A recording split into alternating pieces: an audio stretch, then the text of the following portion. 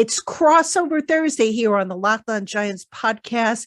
Peter Bukowski, host of the LockedOn Packers podcast, joins me as we break down the key storylines, the key matchups, and everything you need to know about this weekend's Giants-Packers game held across the pond in London. That's coming your way next. You are Locked On Giants, your daily New York Giants podcast. Part of the Locked On Podcast Network, your team every day.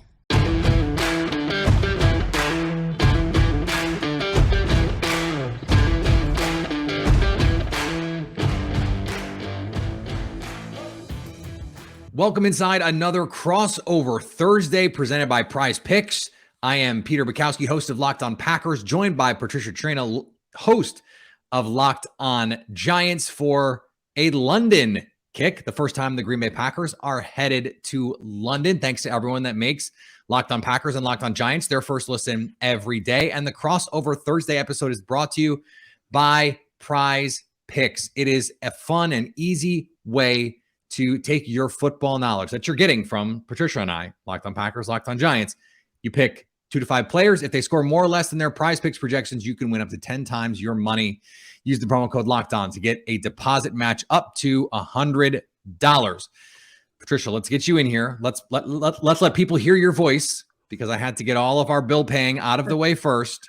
So it is a pleasure to be with you.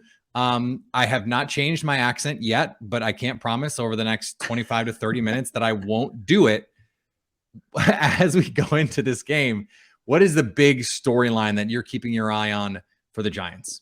Well, I can tell you that I have changed my accent. I've been to London twice. This is the third time for the Giants going to the international game. They were there for the very first one. I don't know if you know that or not. 2007 against the Miami Dolphins. I was there. And by the time I came home from that trip, I was talking like a Brit, which is great. I mean, I love the British accent. So, to me, it beats the accent I have now. So,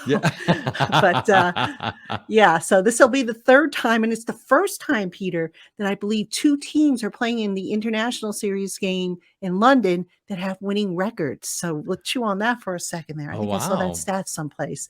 So anyway, the big story. We usually export our worst games to the UK. That is usually how that works.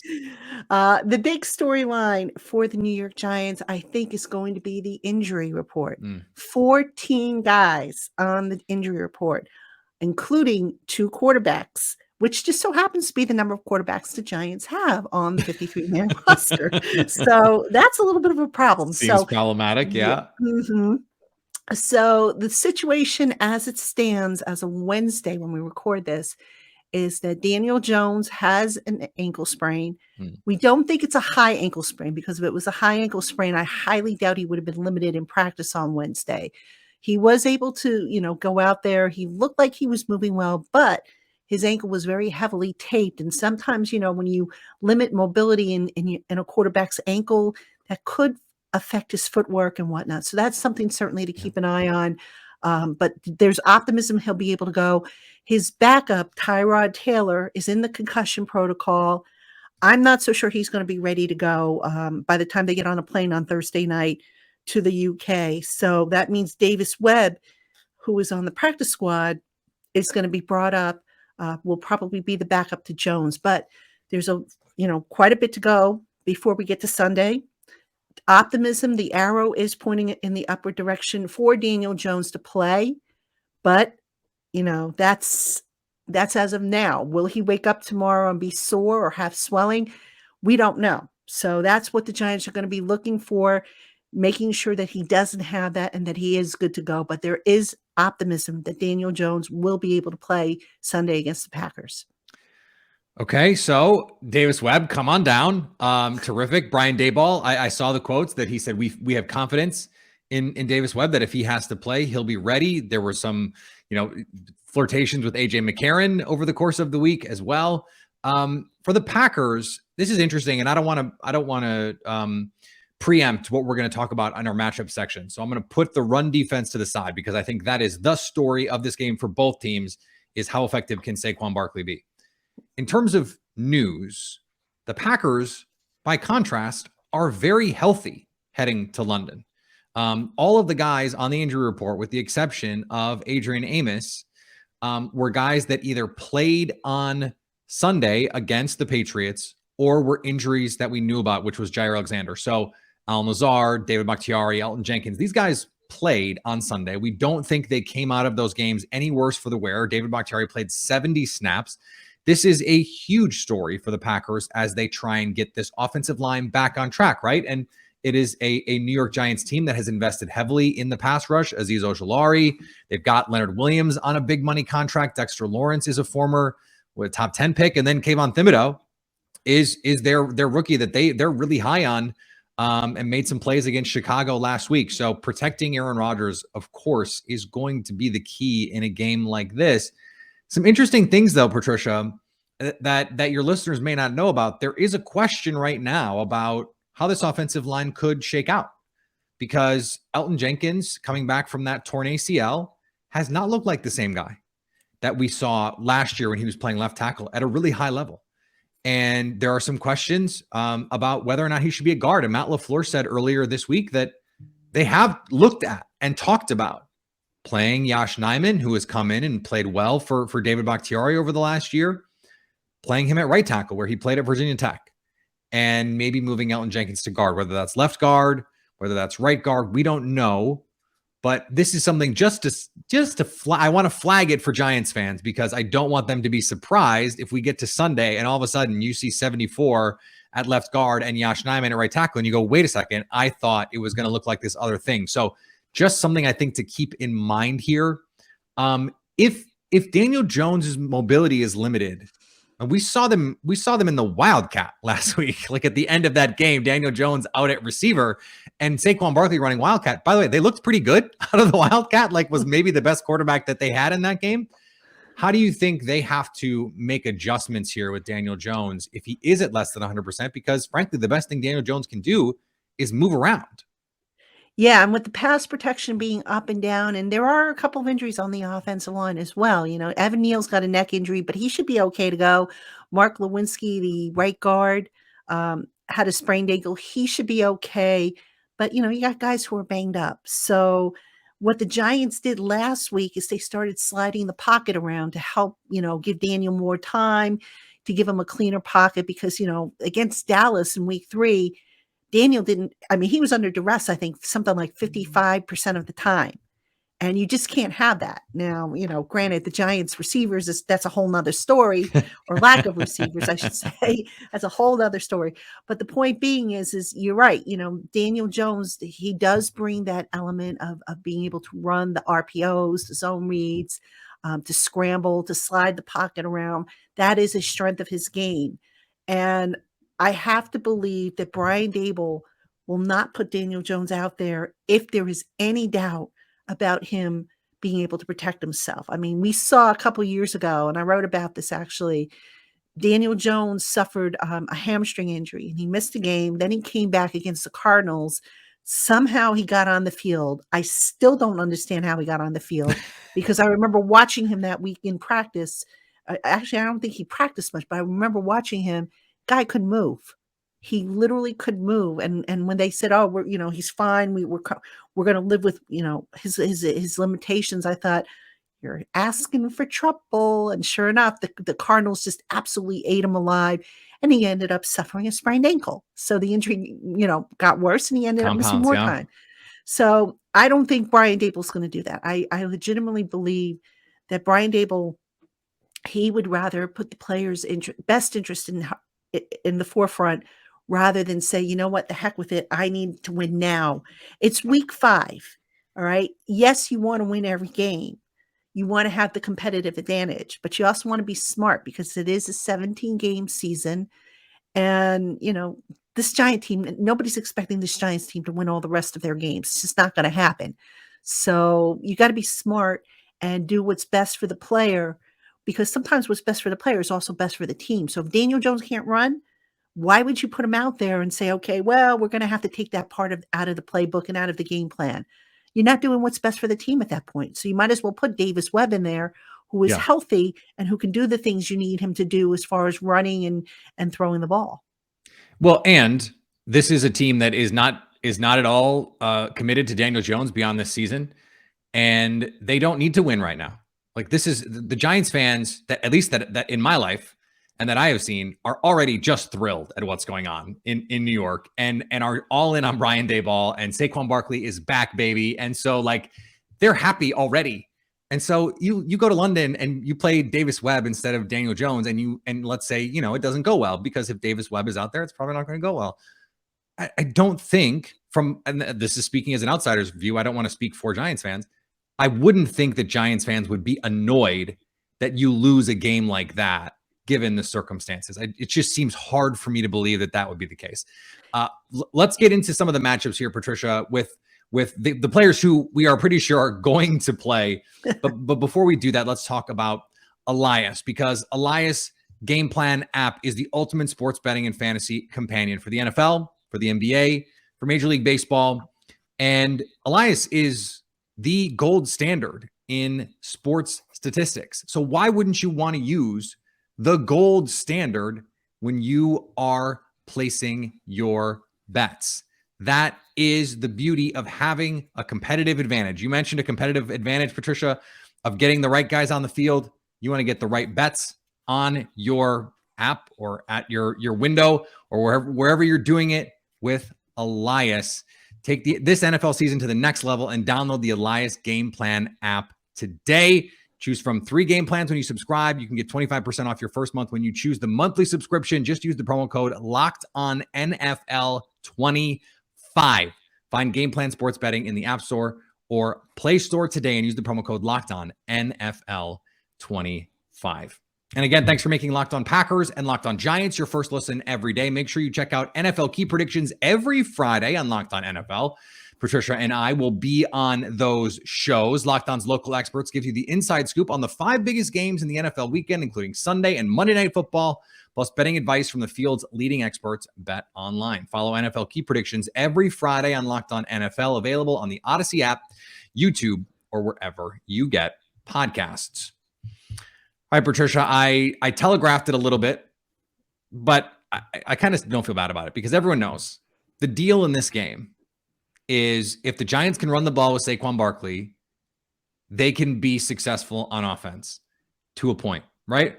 Mm-hmm. And if the Packers can stop the Giants from running with Saquon Barkley, it might get late early. Am I reading this right? Do you have it the same way? I think you're spot on. You're definitely spot on. So how can the Giants get this running game going? Let's wait on that question for a second, because I think Packer fans need to catch up here. Giants fans know the deal. You've been talking about it all year, I'm sure. How did we get Saquon back? Because Saquon looks back. So how did we get to this point? Just catch my listeners up, if you would. Yeah. So Saquon all spring, all summer long, been talking about how good he feels, how he was able to train as opposed to rehab, which he had to do the year prior. He's 2 years removed from that ACL. He's in a contract year, and also he's heard the chirping from people who say, he's a bust, get rid of him, trade him, do this, do that. He hears all that. So Saquon has a fire lit underneath him, and he came in determined to show people that, hey, I can be just as good, if not better, than I was as a rookie in 2018 when he had over 2,000 all-purpose yards. Unbelievable. So you take that, and you also take into consideration this new offensive scheme, which, now sit down for this, because this is a novel idea. I'm surprised nobody's thought of this. It actually puts him in a position to succeed. It plays to his strengths. Whoa, hang on a second. Yeah, I know. Seriously. Sit down. It plays to the guy's strengths. It gets him into space. All right. So you see a lot more runs to the outside, misdirections and stuff like that. They're not necessarily sending him up the gut like they did a lot of, where he's just not going to lower his shoulder and bowl people over. They're using him more in the passing game. And oh my gosh, the guy is producing. Can you imagine? Wow. Jason Garrett turns out not exactly a genius football coach. It's just like, it's almost like we had years of evidence that might be the case. Yeah, no, I mean, it's amazing. Brian Daboll actually went back, looked at Saquon's film from 2018, looked at his film from Penn State, and said, we haven't been, this team hasn't been doing this a whole lot. Maybe we should try it. Yeah. We're genius, right? I love it. I love it. It is sad that is the baseline of expectation. And unfortunately that's around the league. You see it. You see this problem where coaches come in and say, we are going to do this thing that I want to do irrespective of what the players are good at. And I think it's one of Matt LaFleur's superpowers, at least on offense, to say, okay, I want to be this, but I have Aaron Rodgers, I have Devontae Adams, whatever it is. And this year we're seeing the evolution of it. We're seeing, okay, well, I want to be this, but the receivers are a question. Romeo Doubs, the rookie, is having a really nice season, but he's still a rookie. Christian Watson is a really talented player, but he's a rookie. Your best playmakers are your running backs, Aaron Jones and AJ Dillon. So how do you get those guys in position? This could be one of those old school, not quite 1990s, because the overlap of the Giants being awesome in the 90s and the Packers being awesome in the 90s, there was that Venn diagram is pretty little. But it does sort of have that feel where it's like whichever team can get their ground game going is going to have an advantage in this game. And I'm really fascinated to see which team can be more aggressive defensively. That's the question that I wanted to ask you about, because watching them against the Bears, they said, we're not afraid of you, Bears. We're not afraid of your receivers. And they played cover one, played some cover zero. They were just like, we're gonna man you guys up. And I thought they held up pretty well in man coverage, albeit against, Equinemi, St. Brown, and some of these guys who were not good enough to even be on the Packers. But what do you think the defensive approach is going to be in this game? Because Aaron Jones, this is you brought a crazy stat or a crazy idea. Here's a crazy stat. Aaron Jones, through 4 weeks, has still yet to face an 8-man box, according to Next Gen Stats. Still, with as good as this Packers run game has been, he has still not faced a loaded box. So what do you think the Giants are going to do to try and slow this team down? Wow. And by the way, I don't think I didn't notice that little jab you took at the Bears in the division, but it's all good. The Bears fans definitely noticed too. Don't worry about it. I'm sure they did. That's okay. I do it all the time with the NFC East opponents. But, here's the thing with the Giants run defense. I mean, if you're going to load up the box, you better make sure that your cover guys, that you have solid cover guys. Mm-hmm. Well, the Giants have some injuries in the back of their defense. Yep. Aaron Robinson, their starting cornerback, just went on IR with a knee injury. Fabian Moreau, who is projected to be the starter, he's dealing with an injury. I forget which one he has, but he's on the injury report. I told you it was 14 guys. I can't remember them all, but I know he's on the injury report. It's a lower body injury. I know that much.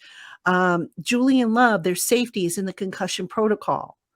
So they're missing some guys back there. I believe Cordell Flott, who's also one of their corners, is also on the injury report. Yes, correct. He's got I believe a calf injury. He's probably not going to play this week.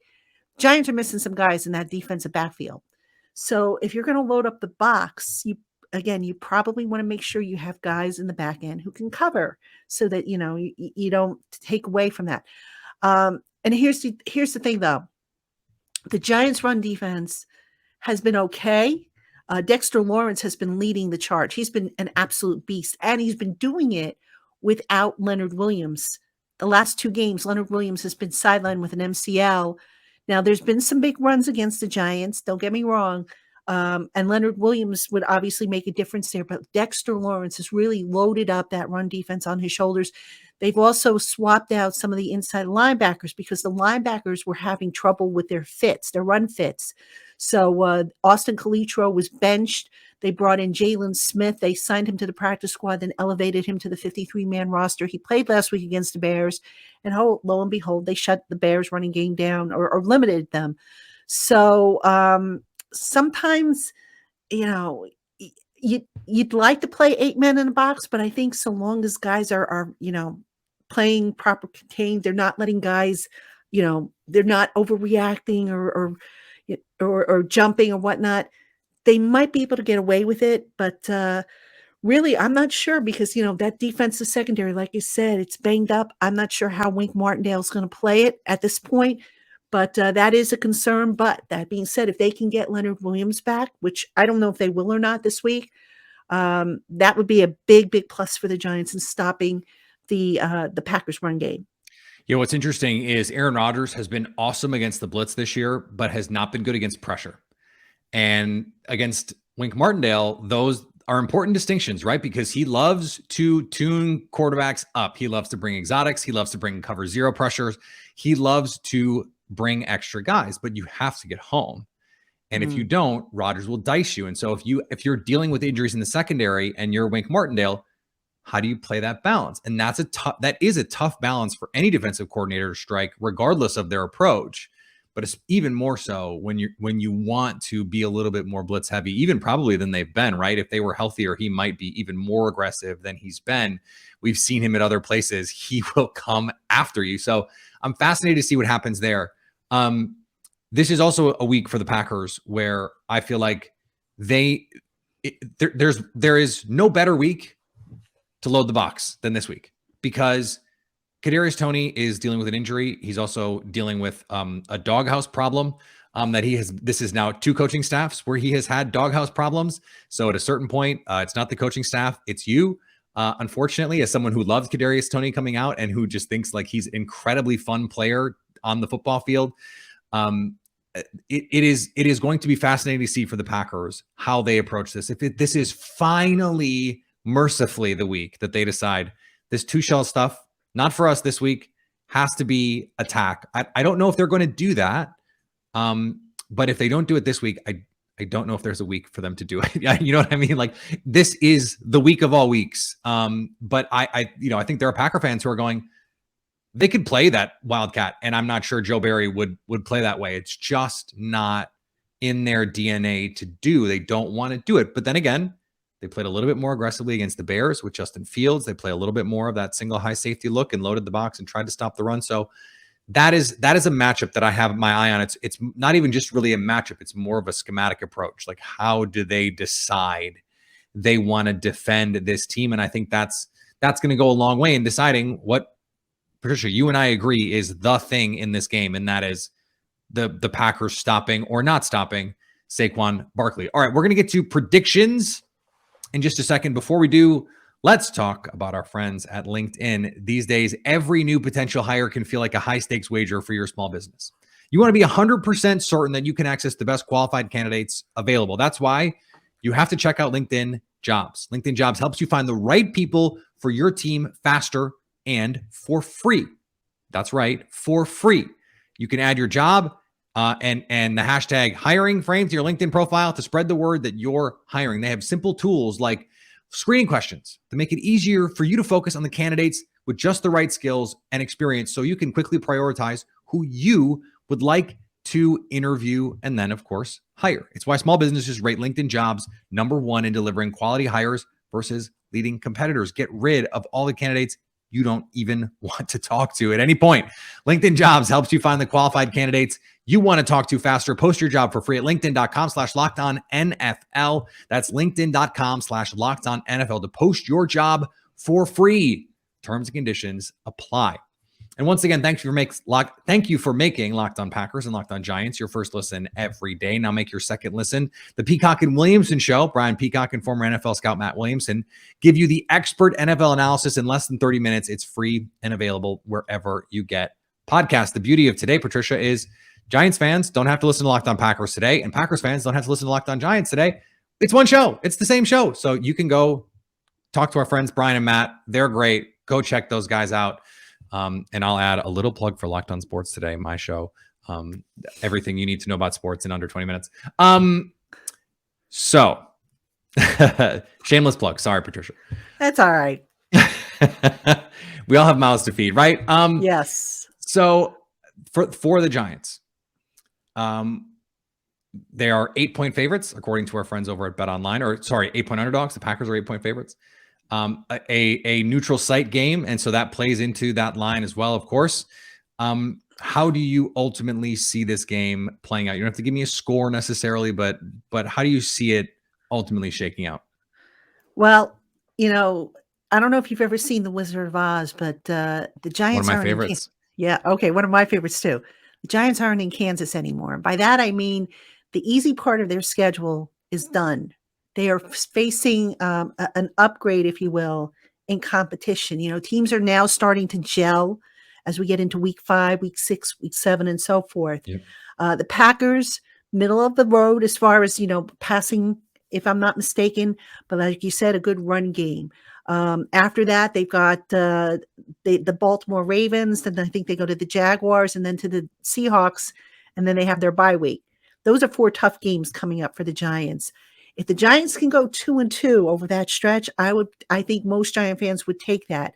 As far as this weekend's game, the Giants have not lost in the international series yet. They are 2-0, having beaten the Dolphins in the inaugural game in 2007 and the Rams in 2016.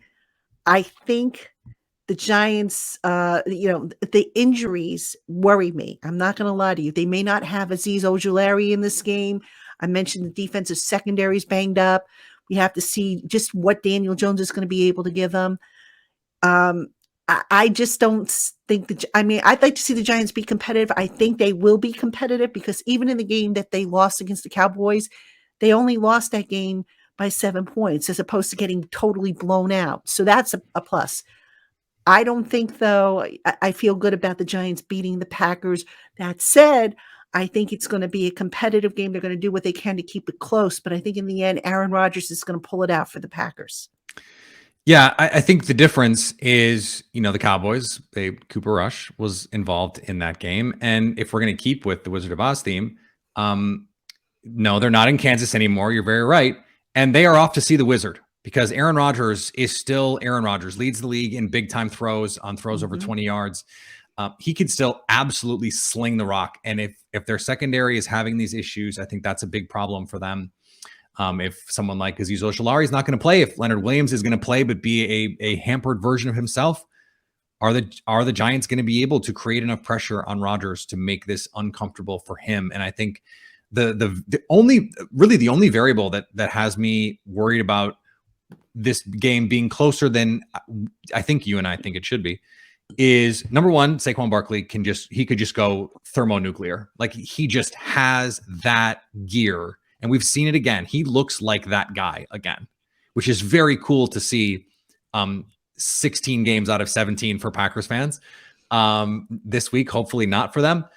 But I think the other part of this is just like London weirdness, like the flight and the jet lag, and you just never know. Like I've been lucky enough to travel internationally a couple times, and like most of the time I'm fine. And then like the last time I did it over the summer, for 3 days, I was like so exhausted, and there's no explanation for it.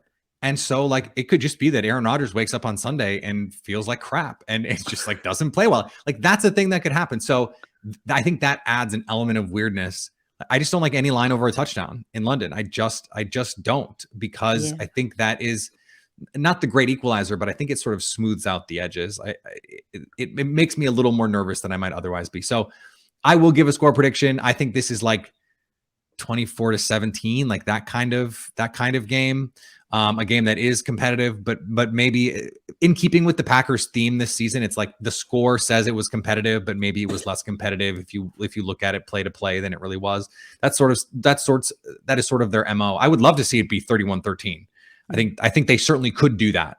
But I at this point I can't predict that. So just to quickly recap what you and I think is important here, Patricia, just give me like the high points of this game is going to be determined by these 3 things or whatever it is. Daniel Jones's mobility, Saquon Barkley's ability to run, and if that defense can rattle Aaron Rodgers.